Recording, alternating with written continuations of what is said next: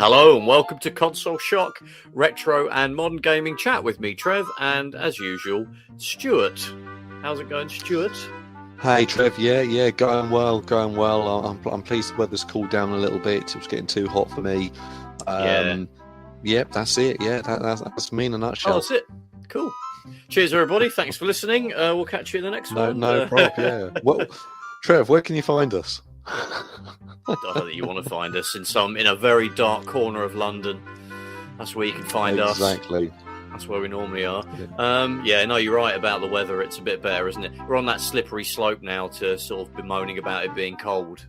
From being too hot to moaning about it being cold. I don't mind the heat. I mean, okay, yeah, going out and walking around in it's a bit much, isn't it? But it's just nice to... Yeah. I like sort of knocking around in shorts and T-shirt, just generally at home or whatever. I mean, you can kind of do that in the winter if your house is, can heat up. Although with the cost of all that stuff, that's not going to be a sure thing. Cost of living crisis, Trev.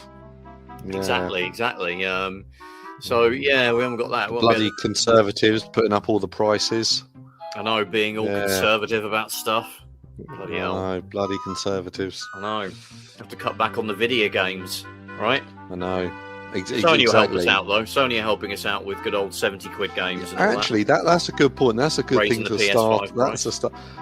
Yeah. Of course, I heard about that, and I know the reason they've done that, and we can discuss that. Well, there you go. A quick question for you then.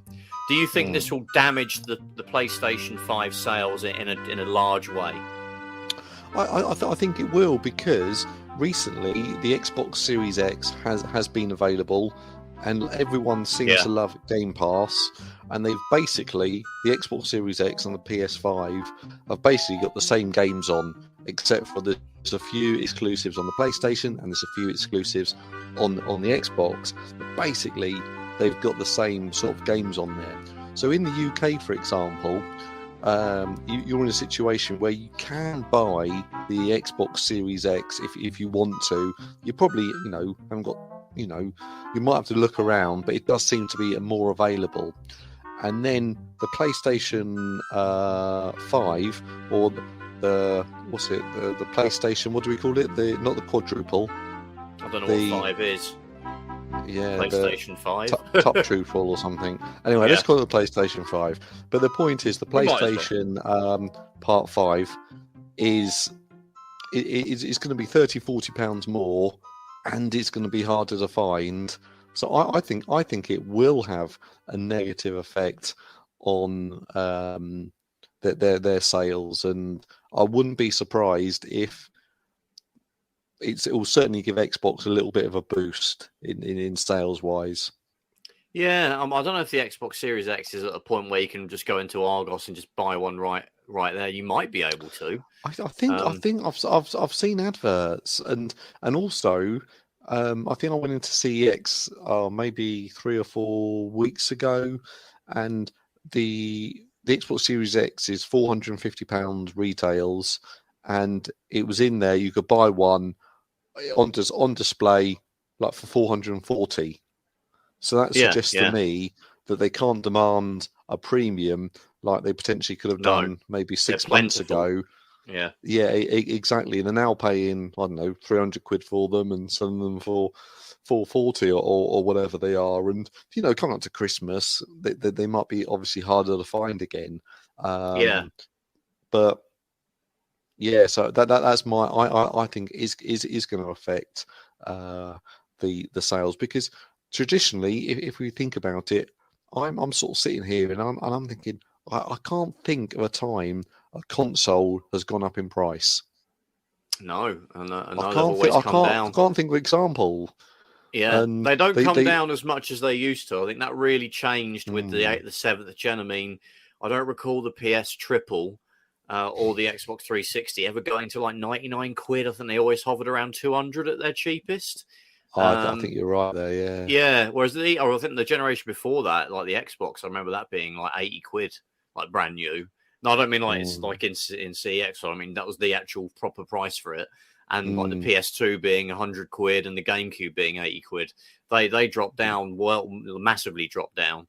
And before that, of course, it was the same again. And this generation, I think it will probably stay around 300 quid, 200, 400 quid forever. Probably. I can't see. I can't see the Xbox Series X or the PlayStation 5 dropping in price in the next 2-3 years. And you got to think is like they're selling like, I don't know, to use an overused term, but gangbusters. They're as soon as they get into shops, they're being sold pretty quickly, and that's after 2 years of them being out. And you've got to sort of ask yourselves, why would you put the price down? And I think in the past they've managed to sort of re-engineer them, make them less expensive, and I think a big factor was they've been able to re-engineer them, but also often the releases of the consoles in a generation would be sort of staggered. We've talked before about the PlayStation 1, came out in September 95, and it's, not throwing shade on the Saturn, but it's real, like, big rival of that generation was the Nintendo 64.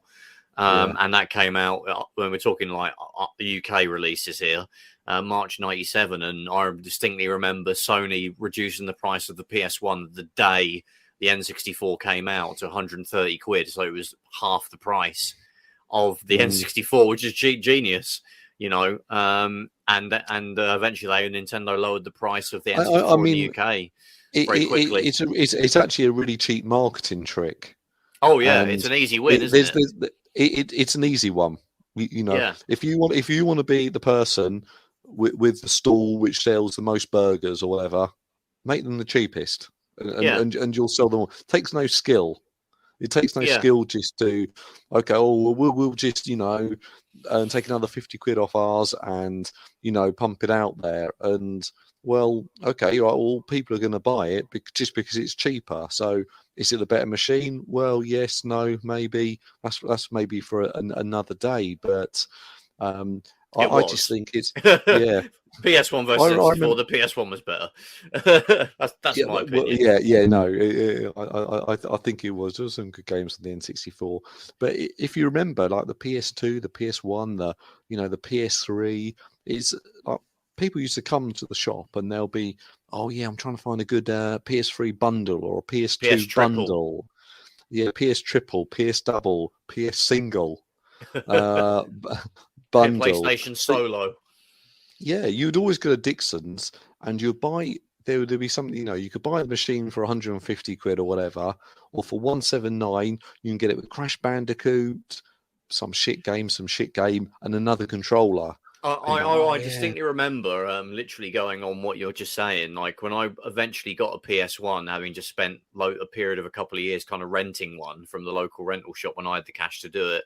I got an N64 first. Ironically, when you consider I've just said the PS1's better. I got an N64 first, and then the year after, late into 98, I got a PlayStation 1. So it was well into its lifespan, kind of over the hill at that point, really. Although I got some great games in 98 and 99 and even 2000. I remember getting the PS1 was 99 quid. I bought it with my own cash that I got in a summer job. The first console I bought with my own cash. But I remember I couldn't get Zelda Ocarina of Time. I got the PlayStation. You definitely couldn't get it on that. Would have been cool. I don't know why not. That's weird it didn't come out on that. I think they would want, a multi-platform thing, right? Exactly. And I pre-ordered it for N64. It sold out. So they gave me back the 60 quid. I think that game cost. They gave it back to me. I had to give them the whole price, the place where I pre-ordered it from. Special Reserve, the mail order video game place. I think I gave them the whole thing. And then they couldn't do it. So they gave me the cash back. And then I thought, well, sod it, I'm getting a PlayStation. 60 quid, that can get me like 2 platinum games and probably an extra controller and a memory card. I think I ended up getting like sort of 4 games and a memory card with that 60 quid that would have got me the one N64 game. It was just price-wise, it just blew it out of the water. I mean, it was the fact that even in like March 97, it already had, I don't know the exact number, but it must have been probably a couple hundred games already by then. It'd been out for, a year and 8 months in the UK by the time the N64 dropped. And so there was like, obviously, Mario 64, Pilot Wings, there were the 2 big launch games. Turok actually was a launch game for us. That's a pretty damn good launch lineup. But the thing is, you probably would play those games, and then you'd probably go back to the PS1 after that until Mario Kart, I guess, come out. A few months later. It was a funny time. That sort of 96, 97 period. But Sony used to be the best at that, yeah. With the PS2, they would drop the price when the Xbox launched. And I think ultimately they all landed around the same price, didn't they, when you sort of got to about 2004. But yeah, nowadays they've completely gone the opposite, really. And I remember people were moaning about the PSP being quite expensive, but I actually thought it was justified because it was such a powerful handheld.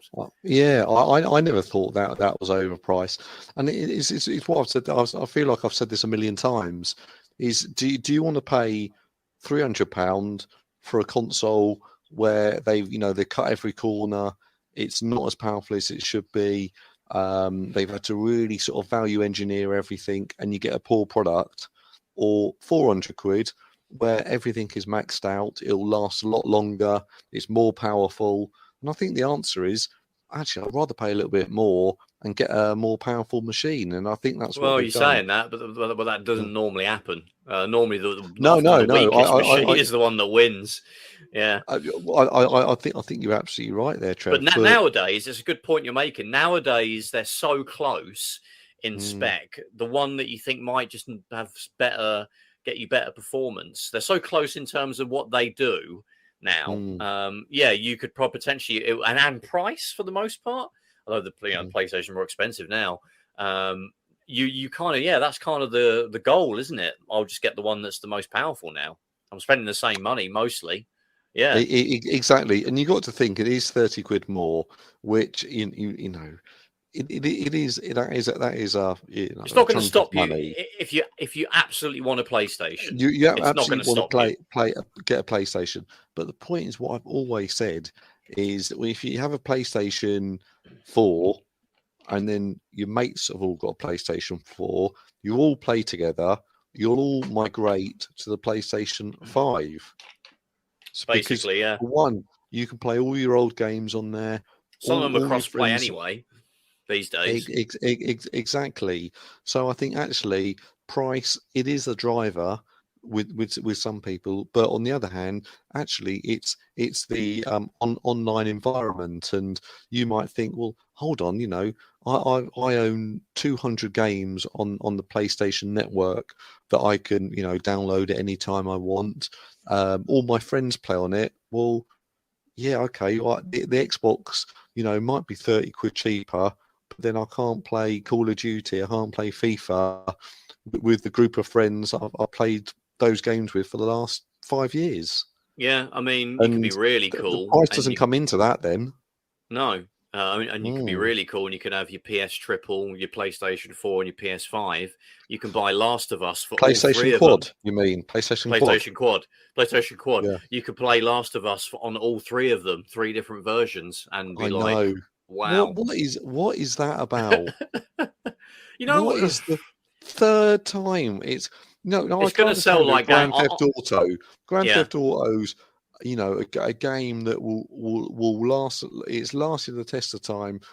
People still love playing it online. But Last of Us, 8 hours, 10 hours. What, you completed it? Yeah, it's great. Yeah, it's really good. We turn our nose up at these remasters and we're like, oh, how pointless. But they always sell. I mean, can you think of one where they've done a big hyped remaster you could say, oh yeah, Grand Theft Auto, but it still sold loads. People didn't care about it. It didn't stop it selling.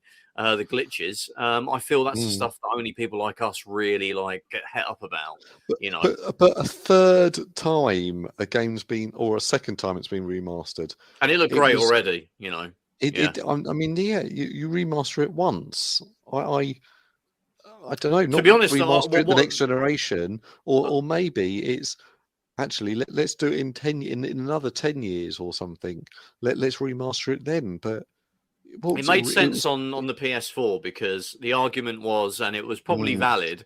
Most people had an Xbox 360, certainly in Europe and America. Versus, obviously Japan, everyone had a PS3 and like a Nintendo pretty much, but it was different, here. So it made sense to make, and a lot of those people, because of the way Microsoft screwed up the Xbox One launch, it made sense for those people that are coming over to PlayStation 4. They're probably going to want to play the big game of 2013 that was on the PS Triple, and that's The Last of Us. So, and they remastered. You got a really nice 60 frames a second mode, and it was really good on the PS4. Yeah, and I think it's one of those games that it came out very late in the PlayStation's lifespan. Yeah, so I think it was probably they probably had a thought, oh, hold on, should this be a PS4 game? Should this be a PS3 game? Okay, well, let's do it on the PS3 first. And so in reality, I think it's it didn't seem unusual for them to do a remaster that was perfect for the PS4, but then a few years later, I'm all this week I've had all the sort of Digital Foundry, and I love their content and things like that, and then IGN and other people have been doing all comparisons. Oh, here's the PS3 one, here's the PS4 one, here's and the PS3 one triple looks like me when I'm 20. Then the PS4 one looks like when I'm 35 and had a few drinks, and then the PS5 one, it's got all the wrinkles and the grey hair and stuff in. So I look a little bit older. Yeah, Joel looks older, which is really bizarre. Exactly, he looks older, and there's more detail and than part 2 and things like that. Which is like 8 years later or something, or 5 years later. I can't remember how long it is. I mean, I love both of those games. I really like part 2. I completed that a few months ago. I just marathoned it over a weekend, I think, but it was really great. Last of Us Part 2? Part 2, yeah. Yeah. But yeah, I mean, it still looks. I actually picked up. I played The Last of Us Left Behind DLC, which I never actually played back in the day. I just completed the first game and just was like done with it and went on to something else. So I thought, like, literally, again, I think just after I finished part 2, I thought, you know what, there was that DLC. I'll go back and play that, which is like a prequel to the first game. I don't know if that's part of this remaster. Okay. But I played that, and that's a PS3 game. It was the PS3 version. I think it is. It was on the remastered PS4, but I never played on that. But I got I think I saw it. It was in a sale a few months ago, so I thought, sod it, I'll get the PS3 version, and that still looked brilliant. 7th gen version. That still looked great. I was just in awe of the graphics. So even if you jump all the way back to the PS3 version, it still looks really good. I mean, yeah, you really want it to be at 60 frames a second and at least 1080p nowadays. And that's what you're getting, I think, isn't it, with these new... Well, that was what you got in with the remastered PS4 game. But yeah, I mean, it's still like you say, I think you probably need something that's 20 years old, really, to really want to... I mean, I heard there's a rumor that they're going to remaster the Metal Gear Solid games. That kind of makes sense, because 4 never come out on anything other than PS3 triple. Well, yeah. 1 has never been. Well, they got the Twin Snakes on just the GameCube, but yeah, it was on the GameCube. So that's still 20 years ago, nearly, which makes me feel really old. Yeah, exactly. Like I'm feeling, they could potentially be sort of remastered and things like that, because they're real sort of classic games. Not my cup of tea, to be honest.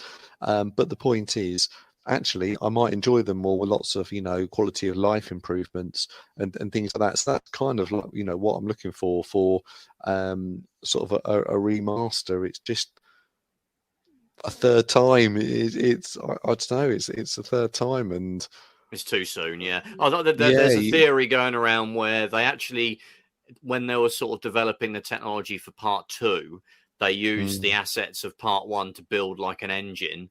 And that became like a test product.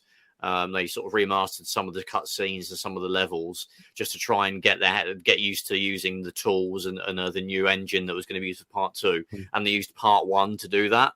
And then they thought after part 2 got released, you know what? We made like a chunk of part 1 in the part 2 engine as part of our research. Let's just finish it and just make the whole thing and just sell it again. People will buy it. And you know what? I think it will sell loads. I don't think it will. I think it will. I think it will. And I'm not sitting here going, it's terrible. They're rinsing customers, because who in their right mind completed it on the PS3, completed it on the PS4, And they'll only buy it for the third time if they're actually. I really like that game, and I want to see what it looks like in 4K. It would be a brilliant game. Or the other person is actually I missed it on the other two, console generations. So I'm now going to play it on the PlayStation 5. Yeah, if it was someone who played the PS3 version and they never got the remaster on PS4, that's probably someone that might be interested as well. They've just got a PS5 and just did part 2, which never got a PS5 version. I don't think they're even porting it over or anything. Or was there? No, they made some. There was an update, wasn't there, to part 2 that gave you a few extra PS5 exclusive performance mode and like fidelity mode and everything. They didn't make it like a native PS5 version. Didn't really need it because it looked amazing I played it on a PS4 Pro, and it looked freaking brilliant. I don't think it ran in 4K. I think it was like 1800p or something. But it looked brilliant. Going back to the PS5 price is what I think they should have done is it come out as you only buy it as a bundle with something like Ratchet and Clank. 480 quid, and put the hit on that. Yeah. Put the hit on that, and then that would have gone. Oh, I've got to buy Ratchet and Clank with it. Most people will want to buy that for starters to get it. Yeah. It's a good game. Yeah, and for them, it would get more people. I think that would be the better way of doing it. But the reason for the price rise, and there's no rise in America, but it's risen everywhere else, is because the strength of the dollar has gone up, and that's made all the other countries weaker, and then everything's bought in dollars, so they've had to increase the prices. So in reality, for them, they might have gone, from making a profit to losing money. So that's the reason it's sort of gone up, and potentially when the things get better with the strength of the pound, the strength of the euro, and so on, that can affect things. But I mean, they've been there before. The triple was, I know it's a big, it's a joke, isn't it? That we all know that it was massively like the price tag was what really made it struggle in the first few years. But I think unfortunately it kind of cost a lot to build, so they had to make it expensive. They probably should have done a bit more work in making it cheaper for them to build. Well, John Lineman said on the Digital Foundry podcast, which I recommend everyone listen to also. Yeah, that's good, that one. He said it's almost like a moment when the price was announced, and there's loads of things like you think of like the PlayStation 3 or PlayStation Triple is $599. Everyone's like, oh, that's not good. And then it was like the Xbox One when that came out. It was like TV. That's what it's all about. Have a Connect and TV. And now this is it's almost like it's up there with like bad decisions as those two things. The higher price on that console. Trev? The higher price console, I think, never wins, really. I mean, there's so many examples you can give. 5th gen, the Saturn, 400 quid, PS1, 300 quid. I know some people can say, well, you didn't get a game with the PS1 and you need to get a memory card. Well, I don't think that matters. People can live with the demo disc for a month, buy the official PlayStation magazine, get more demos, and you probably got yourself enough until you get a game. And a memory. I mean, even with a game and a memory card, it probably still wasn't 100 quid difference though. So that doesn't really, that didn't really work. And we saw what happened there. And then the N64 dropped a couple of years later. That was 250 quid. And obviously the PS1 went even cheaper at that point, which and the N64 never really recovered. It kind of carved its own niche, and I like the N64. I'm not slagging it off completely, but I just think the PS1 it was a better console, but there's games that I love on it. I don't really have a PlayStation equivalent, so but it never really recovered. I don't think really in all the regions. I think it was second best to the PS1, and you can jump into the next generation after that. Okay, the Dreamcast and the PS2 had a kind of a preliminary kind of battle that didn't really amount to much. the PS2 was quite expensive, but then it was heavily marketed as a DVD player as well, and it was cheap for a DVD player. And then when like the Xbox dropped, the PS2 dropped price, then the Xbox was super expensive. It never really got traction. Okay, it kind of became semi-popular.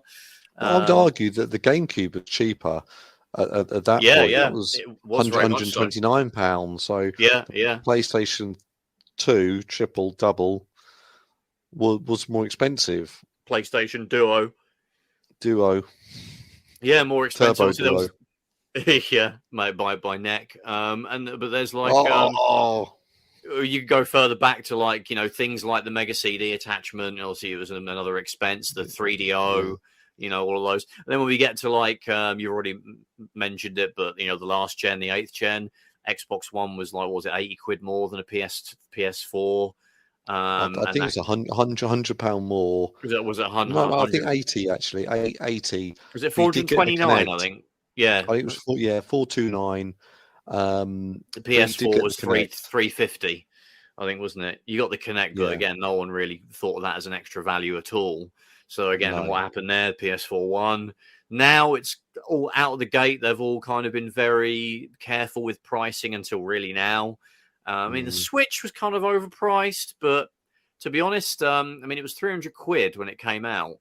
Was it 300 or 250? Or 279. 279. People kind of justified it because it was a really cool, very powerful for the time handheld. It was it was the most powerful handheld like ever. It could hold its own against the Xbox One and the PS4. It's showing its age now, of course. That's another discussion. But really, around that time, you had the Xbox One X and the PS4 Pro that were about that price anyway. So no one was really. There wasn't like a £99 versus £200 kind of thing going on then. So and it was, you know, the battle was already over really anyway by that point, and the Switch has sort of carved its own niche. I mean, it's really showing its age massively now. They really have to do something in the next year, really. I don't think they could go into a 7th and an 8th year without doing. The developers are going to start dropping off, I think. Yeah, the Switch has got to, but then I don't know. People buy it for Nintendo games, and are people screaming out, I want to play, the latest Call of Duty on a Switch, and it doesn't really sort of sit well. But now I think you're getting the issue where, things like, what was it, the Turtles game, Shredder's Revenge or something, that type of game just plays worse on the Switch, and that's not great. Game, I mean, the thing is, a lot of people downplay. I mean, it is a good point, but a lot of people downplay the third party thing. Oh, no one buys Nintendo to play third party games. Loads of people play third party games on Nintendo consoles, and the trouble is, when you have examples of Nintendo consoles that have really just got Nintendo games and nothing else, they're the worst the worst performing consoles. The Wii U, absolute disaster. The N64, okay, got a lot of sports games, and third-party sports games, but really, GameCube didn't have a lot. GameCube didn't have a lot. It had more, but not probably about the best since the Super Nintendo, really. The Switch really is the best since the Super Nintendo, but at that point, it wasn't it? I mean, Virtual Boy, just Nintendo games fail. The Game Boy had loads of third-party games, success. So it does need a really solid, bunch of third-party support for it to be successful, for a Nintendo platform to be like mainstream successful. And that's what the Switch had. But it's going to be, it potentially will start dropping off when developers just can't be bothered to look. We can't break this game down to have it fit on the Switch, so we're just not going to bother. Whereas when there's not going to be a Switch Pro, it would just be a new console. It might be called like Switch 2 or something. I hope it's. I think I think there'll certainly be backwards compatibility with it. Oh yes, for sure. Yeah, they can't not have it. Yeah. Yeah, so I think it's going to be the Switch 2 or whatever, but I think the form factor will stay the same. It will just be a lot more powerful. And be able to output at 4K, but you can do that, and the way they work. But people just don't want super 4K visuals. They want with the sort of Nintendo consoles, they No, want something in between, don't they? Yeah. And I think you just need something. They don't need to do a lot, I think, with their next console. Well, they do. They do need to do something significant, but it kind of just really something that's about the power of like a PS4 Pro. I mean, I think probably a Steam Deck is about at that level. It needs to be at least about the level of the Steam Deck, and actually maybe a bit more powerful than that. And if they're developing it right now, it probably will be more powerful than the Steam Deck, which is potentially like kind of 2020 almost, bleeding edge 2020 technology. I'm not saying it's old and out of date. It's just that when it was literally developed, it would have been 2020, 2021. So what Nintendo are probably getting their hands on right now are probably really good NVIDIA graphics, probably really good upscaling, like that will make, sort of really good checkerboard rendering techniques that potentially you could have a game rendering at a low resolution and have it look like a 4K game on a Nintendo handheld when it's plugged into the TV. You probably wouldn't need the checkerboard rendering when it's just off the... I mean, you wouldn't really need like the screen. I think you could keep it at 720p. I think 1080p and upwards would be too high density, really. Yeah, 100%. Yeah, on the small screen, but then when it's got the power plugged into it, then all the processors can go into max mode or whatever. And be able to output the checkerboard 4K rendering and checkerboard rendering, and all things like that. So that's really what we're looking for. But I think if we go back to like the price of the PS5, I mean, I've got friends that are literally just like super hardcore PlayStation. They don't play anything else. Maybe Nintendo. That's everybody's sort of second, isn't it? Well, that was the main system I played on until the Steam Deck. But people like that, I don't think will be put off by the price. It's more, but that's not the majority of the people that would buy a PlayStation. That's a very, I mean, it's niche, but it's not the majority. The majority are whatever their mates are going to get. And soccer mum people that are buying it for their kids that are just like, what's the most cheapest popular one? I don't care what, that it's got Ratchet and Clank or exclusive or something. They'll just get the majority of the people that will just flip flop depending on what's the best deal. They're going to be the biggest factor in who wins. I think the PS5 is a little bit ahead at the moment. I know Microsoft aren't releasing sales figures, but I don't think there's a lot in it. It's like 5 million, maybe 10 million between the two. It's nothing like the last gen when the PS4 just flew out the gates and the Xbox One never recovered. It's not like that at all. So yeah, if it was like 50 to 100 quid, that would be an absolute, possibly a killing blow to the PS5. It's kind of 30 isn't a disaster, but it's not. Well, it would definitely stifle. Saying that, Trev, sure. In Europe, it's gone up €50. Which is the equivalent of £42. Like a psychological point of view, 50 is a big number. Yeah, exactly. Yeah. €50, and everyone's having the same problems we got here in the UK. Money's seem to be getting tighter and things. So I think that is going to be difficult. And when Christmas comes, and I still think that it's not going to be available. And I still think PlayStation will, in brackets, win this generation. But then I think it's almost from Xbox opinion, is like, well, actually, what is winning the generation?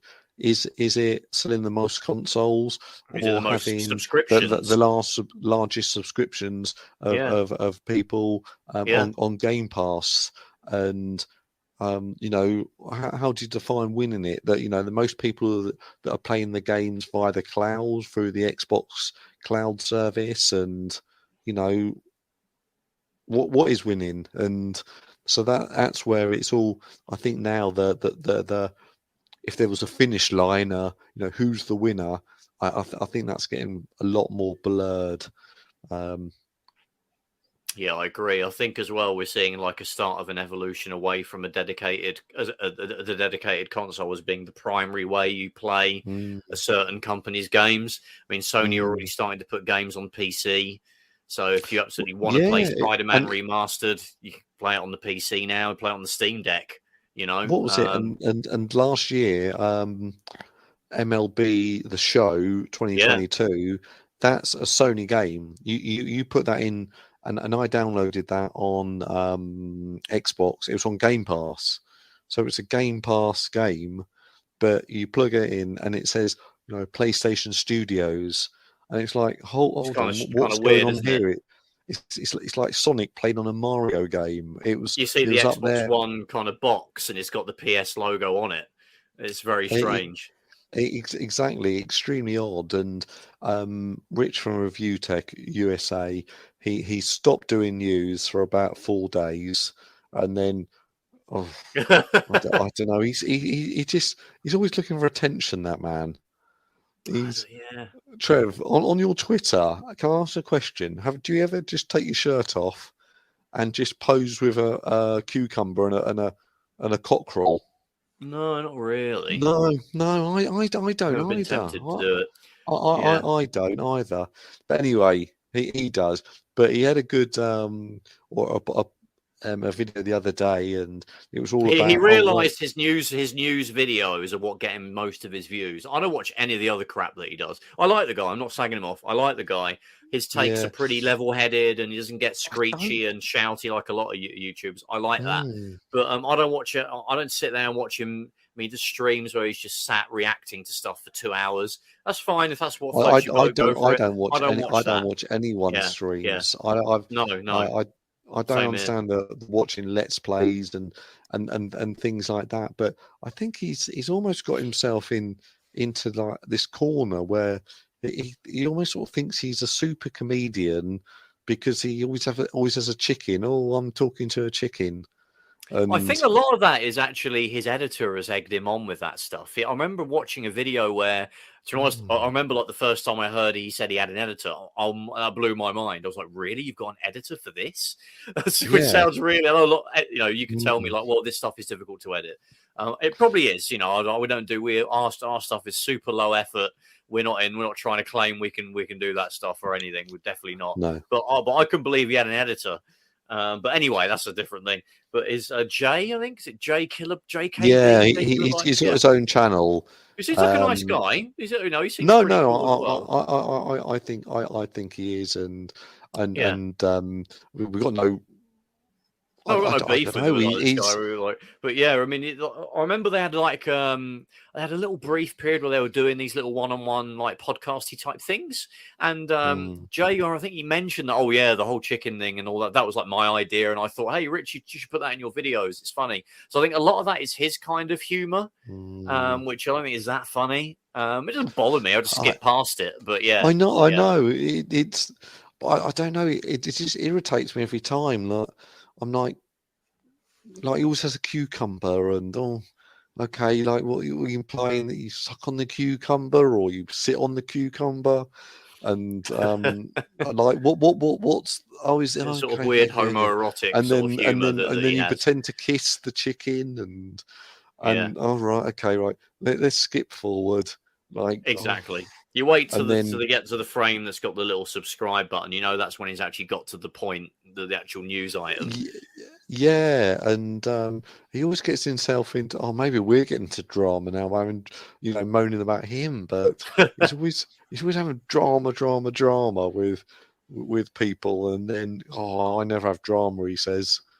I think the trouble is a lot of these people, again, we're not low, I'm not saying that we'd be perfect at this stuff or anything, but a lot of the YouTubers that I really like, they tend to reference their comment sections, and that really annoys me when they do that. Tech Mode's another guy that I watch a lot, and he does it most videos. He's like, if I say this, the comment section's going to go crazy, and just do what you want to do. You don't need to talk about that. Just do it.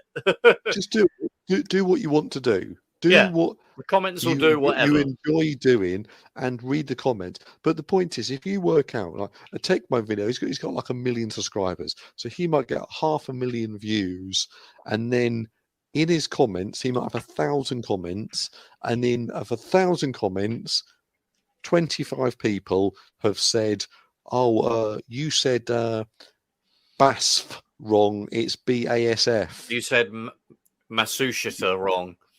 Yeah, it's whatever it is. That annoys me because it's Masushita or Masushita if you want to be Well, quick about it. It doesn't really matter. I didn't bother comment. I didn't sit there watching it and going, ugh, God, I really have to tell him he's wrong, and then start to. I very rarely comment on videos ever. You know, it's quite an odd thing for me generally to get in the mindset of I'm that pissed off. I'm gonna and something like Tecmo. You know, it's not kids that are just like doing like trolling or something. Yeah, not that it's but just the kids point is it's almost like read the good ones, and then if people like constantly giving you like feedback, oh, actually, you should do it like this, or always like that.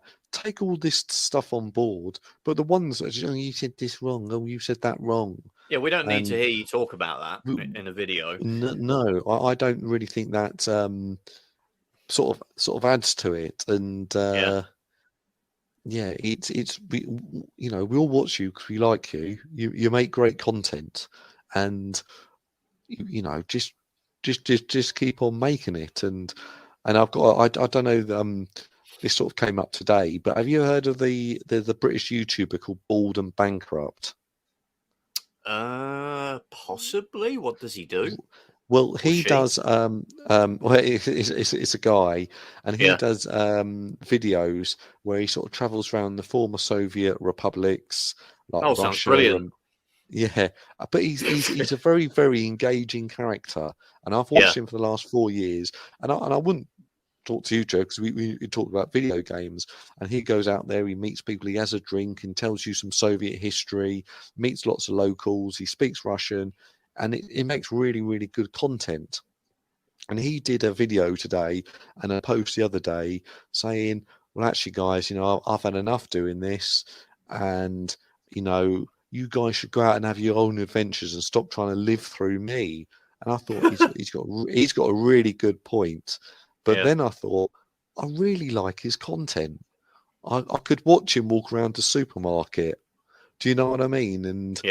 And I'll watch it as soon as they come out. I'll watch every video, and not all YouTube channels I subscribe. I do that, and I've probably gone back and watched all of his videos, and I think he's a super guy.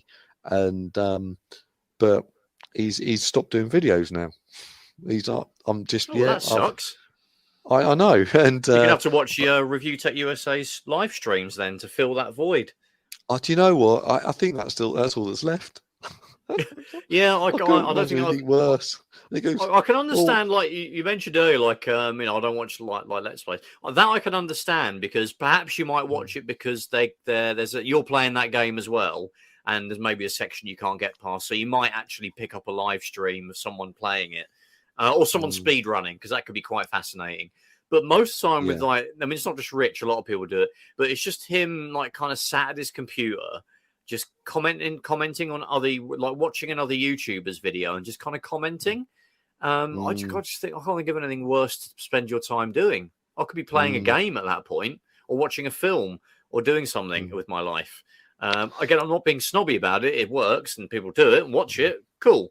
But it's just not, that definitely is not my cup of tea. I mean, I guess it's like people would say, well, it's like you're hanging out with your mates, you're not really doing anything, you're just hanging out, but virtually. But yeah, it's just, I find it kind of weird. I think it comes back to commenting on videos.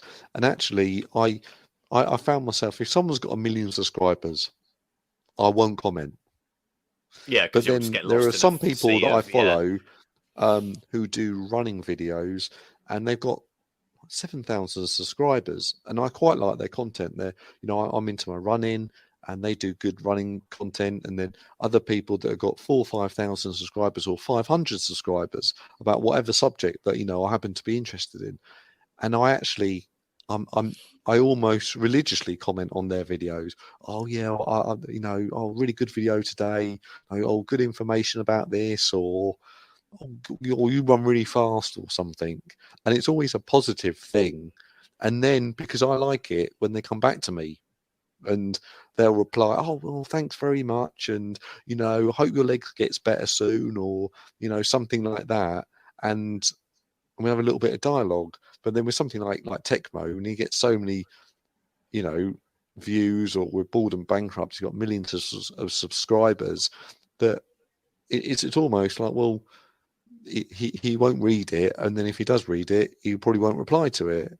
So yeah.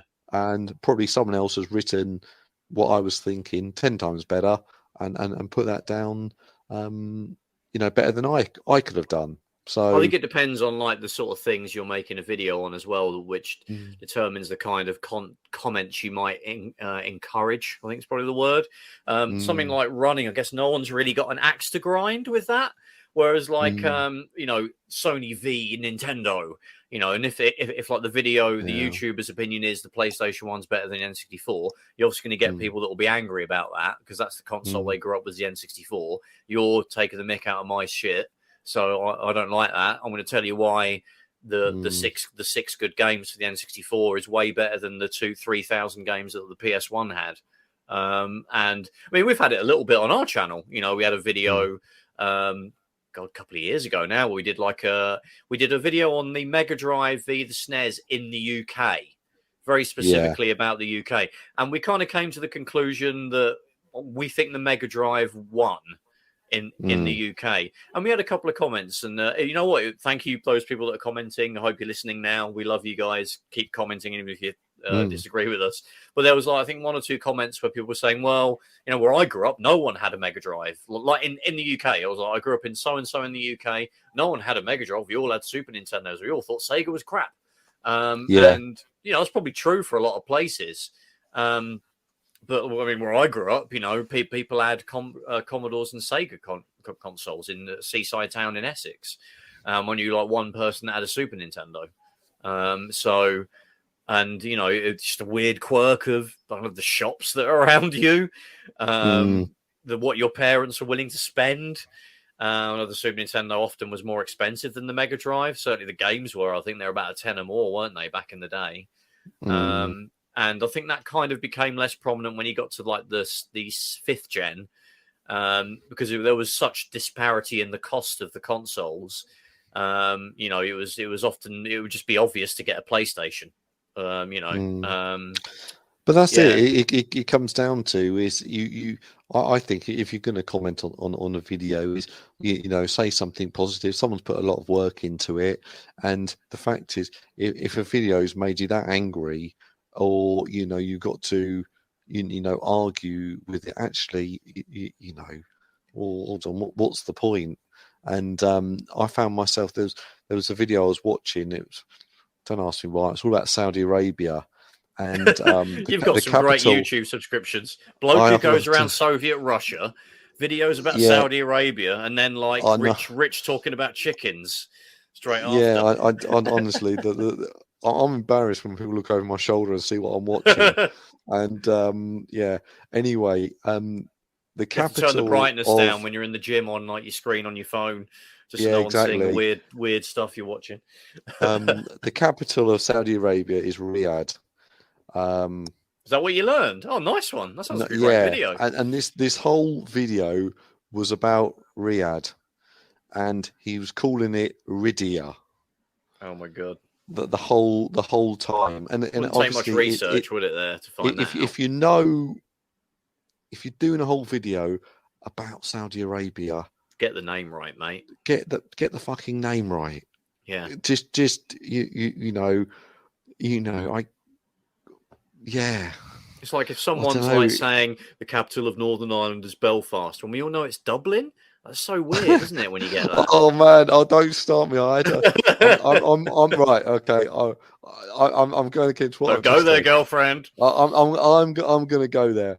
There was this Facebook group that I'm on called Lost Football Grounds. You're probably on it as well, Trev. It's brilliant. Maybe, yeah. And people put pictures of all these football grounds, new, old pictures of new grounds, blah blah blah. And then someone put the Brandywell in Derry. I'll say Derry, London Derry to other people, Derry City in Northern Ireland. And that they play in the southern. I can't remember the League of Ireland Premier League. The Republic of Ireland League, the Republic of Ireland, yeah. So that's where they. I know, play. You really pained you to say the Republic of Ireland there, but the Republic of Ireland, yeah. Yeah. So they play there, and then someone put, Derry, that's a British city, and then oh god, here we go. Well, Yeah, well, that could be. no, it's not. It's in the British Isles. We're talking in the about British. we're talking Yeah. about how annoying YouTube comments get. I think Facebook's the worst. Like, I don't really join Oh, in a lot of football banter groups because yeah. it's just an absolute. It's just a shit show, you know. I mean, a lot Yeah, of them are and about you taking the that's piss. funny, Yeah, and you go in there for that. That's you yeah. Some know. people like that. They like Yeah, the back and forth banter. you like Yeah, the banter and things like that. And anyway, so I got into a bit of argument with this guy on Facebook as I do, and then I was saying, oh yeah, Dublin's my favourite British city. And he goes, "Oh no, you're being pedantic or something." I was like, "Well, no, it's in the British Isles. That's what you said. So Dublin's a yeah, British city, and obviously it's not. It's an Irish city, yeah. in the You Republic were of just, Ireland." you were And firing a bit of banter back at it that was, that kind of level of, trying to be yeah, fun. I mean, like when it comes to that sort of stuff, like I mentioned, like football Facebook groups. I mean, it's great when you support, Liverpool or something, or someone that would win stuff. Obviously, I support Charlton, so I've got no ammunition at all. I've got nothing to fire against the teams that are local to me, like Millwall. We don't even get started with them. Palace, obviously, they're having a golden age at the moment. We're just knocking around like numpties in League One, going from calamity to calamity. Hopefully, we'll have a golden age again at hey, some point, you and won then I last can come night, out of my shell. Trev. You won last night, mate. 3-0 Yeah, was it? In the EFL trophy, but yeah, it's like Get free pizza at the I end can't of the really. night. You if it was 2005, I could go to town on everyone, when we were in the mid-table in the Premier League, but yeah, not so much now. And it's the same with like retro gaming groups on Facebook and stuff, and Reddit, Reddit groups and stuff. People still get angry about this console v the other console. I mean, I like to think when you hit your late 30s and your 40s, you've been able to just buy all the consoles that you were slagging off in the playground and realizing that every console was really good, apart from the CDI or something. But I don't tell Bob from Retro RGB I said that. He bloody loves the CDI. It was really just the one that we could afford to have is the reason why we would get so defensive about it. But yeah, I mean, wow, we've kind of gone on a bit of a segue there, but I think going back to what we were saying about the PS5 price rise, I don't think it's gonna be a nail in the coffin or anything. I think it will definitely reduce the potential sales it would have had. Those kind of people that could flip flop either way and aren't particularly loyal to a particular brand. I mean, people like me and you, we tend to end up buying all of them at some point. So we're not really that either. But the sort of the people that would flip flop and the people that are more casual and aren't really bothered about who makes the console and aren't bothered about the exclusives, they're the ones that potentially will end up picking up an Xbox because of the price difference. It's going to be very interesting but I don't think anyone's going to really massively win this generation. It won't be like the last one where like the PS4 outsold the Xbox One by like 70 million units or something stupid. Someone will just about limp over the line. It might even be a three-way split, kind of like the 7th gen was.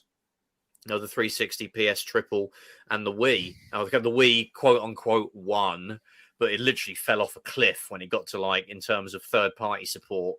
When you hit about 2010, it was just so much rubbish on there, wasn't there? At the end, yeah. I mean, obviously, it still had good games. I'm not a fan of it, but it still had good games. I'm not going to deny that. But I think the focus shifted massively to the HD twins, after 2009, 2010 sort of time. But at the end of the day, I think the Wii got 100 mil. The Xbox was like 84 mil. The PS3 was like 87 or something. Obviously, the PS3 has a big asterisk because they sell so many in Japan, whereas Xbox, you might as well not count Japan. So even if it had a half decent sales in Japan, it would have beaten probably all of them. But obviously it didn't.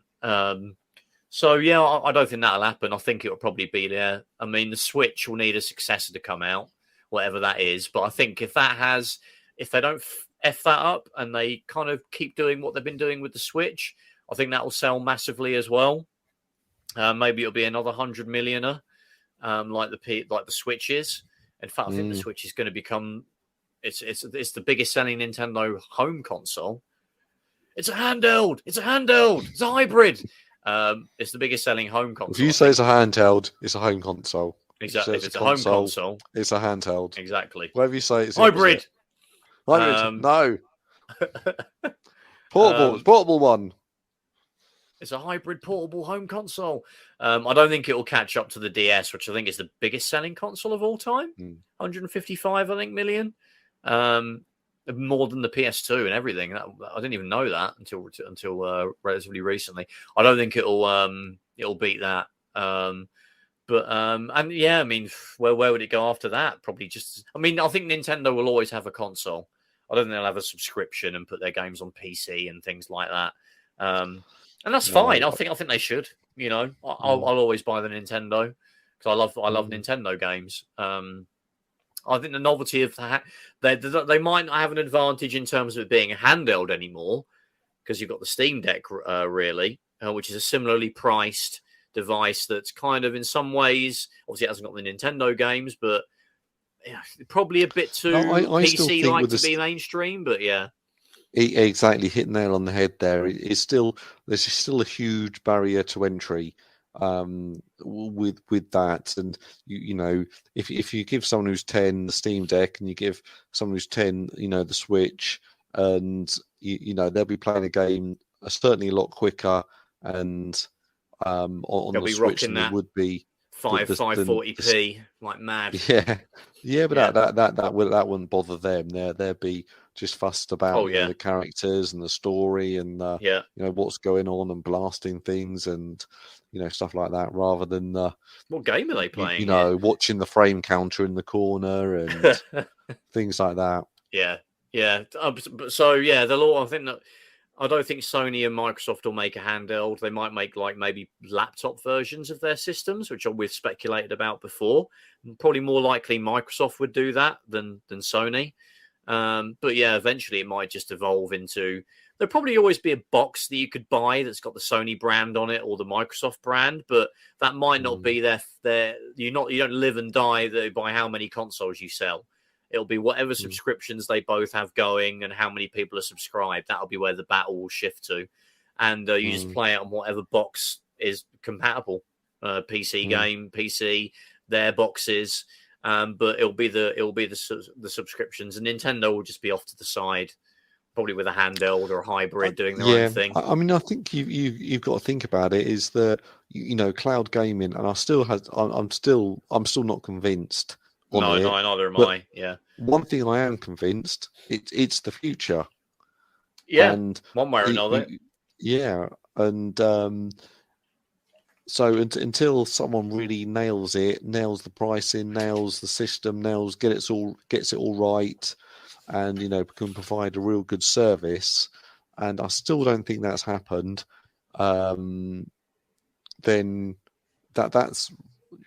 That's where the future's going to be, with subscriptions and games on demand and games as a service and I think things like that. And you'll the have internet getting better. Like Xbox Speed. Game Pass will be the Netflix, PlayStation Plus Online. That'll be Amazon Prime. And I'll have 6 months subscribed to that one, and I'll play all the games. Then I'll have 6 months on that one. I'll play the games on that, and then you might have both of them. But I think that's the way it's going to work, really. Yeah. I mean, I've tried Game Pass or cloud gaming, and I played Forza 7, and it was shit. It was just really laggy. I mean, my internet is pretty decent, and I wasn't doing anything else on the internet at that point in time. But a racing game, which is obviously very, very, very twitchy, up there with like FPS games, really, in terms of like the stupid amounts of twitchiness. You really feel it with something like that. And I tried Microsoft Flight Simulator, the new one, on my Xbox One X. I actually streamed it on that, and that was terrible as well. But again, that will get better. But that's the issue. You can't be terrible. And until people say to me, Stadia, it's absolutely, honestly, it's the future, and I'm not hearing that. It always comes with, Oh, Stadia, yeah. It's good for about 10 minutes, and then it goes out, and then it's unplayable. Then you're back playing again, and how does There's that nothing quite wrong with the work? principle, but it's just the internet needs to get better worldwide before it can replace a console. It's 100%, and yeah. Yeah. It's nearly there, but it will take a few more years, I think, probably another decade, but we shall see. Anyway, Stu, where can you find us on the interwebs? Where that's a good question. We're under consoleshock.net is our website. You can find us on Facebook, search Console Shock, YouTube, Indeed. Search Console Shock, Twitter, search Console Shock, and all of the big podcast clients we're on. Again, if you search Console Shock. So, Trev, I've got one last thing to say. Have you got a GX 4000? I haven't. Have you? I have, yeah. Do you want to sell it to me right now? That's what I'm getting at. You know what? Out of all of those, the kind of the crappiest one, but the one that is the most valuable is the 64GS. If you had one of them, bloody hell, you'd have to keep hold of that. But yeah, it doesn't play Amstrad CPC games, does it at all? You can't hook up a cassette. No. It just it's got a few cartridges and stuff they got to be worth that. A bit though, haven't they? They worth anything? Yeah, I've stuck it on eBay, but there you go, listeners. My mum's. I don't know if I mentioned my mum's moving house, so she found that in the loft. Wait a minute, Stu. You didn't mention your mum's moving house on our podcast. What the hell, man? Everyone. What's the first thing everyone needs to know? I should have mentioned this at the beginning. Bloody hell! My mum's moving house, so she went to the loft and found a GX 4000. You don't pretend that you got that when you were young. You bought that like a year ago because you got really excited about it. I bought that probably Batman. 20 years ago. Is it Batman that was on it? It is, isn't it? Yeah, Batman's on there, and Burning Rubber, isn't it? Is the other one? I've got Burning Rubber. I've got a game called No Exit, and a game called World of Sport. It's terrible, isn't it? There were some funny adverts for it though. There was the this is like a spaceship. It looks like a spaceship. Yeah, the adverts literally were like, "This makes Sega look like crap" or something. Obviously not worded like that, but God, a Master System versus a GX 4000. There's absolutely no contest at all. I think if there was a game that was really, because it was based on the CPC and that had of the 8-bit micros, that was it was probably the better looking of the three. Really good colours. Good colours. So if it was almost like, it sounds awful, but maybe a Japanese person had a little bit more influence on the games and getting stuff on there. Yeah. it just a random Japanese person. Just anyone, Mr. Can we bring Alan Sugar in like the company meeting? Can we just get a Japanese person over here to Japanese it up a bit? Yeah, just to Japanese it up a little bit. Yeah, like that Nintendo and the other the Sega. Mr. Nintendo? Yeah. Mr. Nintendo on the line. We got this GX 4000. Yeah. We want to get your Mario game on here, please. Nintendo has the Sonics and the Mario, doesn't it? Let's get that. Yeah, it was doomed. But well, there you go, everybody. You can search for GX 4000. Presumably, it's the only one on eBay at the moment. Mine is on there. Yeah, so and I think probably it's Neo. Chuck him an offer for his Neo Geo while you're at it, and I'm sure he'd be happy to sell that one as well, right? I haven't got a Neo Geo anymore. Oh, okay. I saw that. Don't do that. Don't do that. What is the most expensive one you've got then? The most valuable, would you say? Well, it's supposed to be the end of the show, but what the hell? Yeah, last one is probably the Hitachi Saturn. Oh, right. Is that the V? No, that's the Victor. Is the V Saturn? It's the Victor one. I've got the High Saturn. Oh, that's kind of cool. So I like that. Yeah, that's good. Yeah, I want to get the skeleton one. The This Is Cool one. Oh, I've got the controller. Kind of see-through. Yeah, that's quite easy to get, isn't it? But the actual unit is it's a bastard. Yeah. But yeah. Anyway, well, check out Stu's auction there for the GX 4000. When this goes out, it'll be sold. So, I don't know about that, mate. It'll be on its 4th reposting by then, probably. Exactly. Lower the price a bit. Or just give us a shout on the Console Shock Twitter. I'm sure we'll be interested in chatting about what Stu's selling on there as well. Anyway, thanks everybody again for joining us on Console Shock, and we will catch you in the next one. Take care. See you later. Take it easy, guys. Bye-bye.